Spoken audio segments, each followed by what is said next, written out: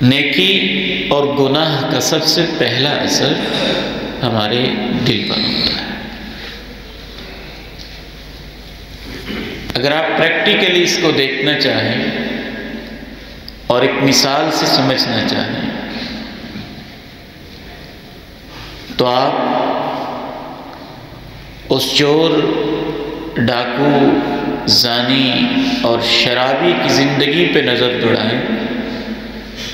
جب وہ روز اول اپنے گھر سے ان برائیوں کے لیے نکلا تھا تو اس کا دل دھڑکتا تھا، دھک دھک کرتا تھا، اس کے پاؤں بوجھل تھے، گناہ کی طرف اٹھنے کے لیے آمادہ نہیں ہوتے تھے۔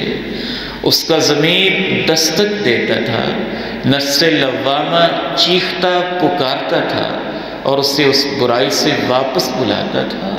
وہ ایک قدم زنا کے لیے اٹھاتا تھا تو 2 قدم پیچھے ہٹاتا تھا۔ وہ ایک قدم ڈکیتی کے لیے آگے بڑھتا تھا تو 4 قدم پیچھے ہٹتا تھا۔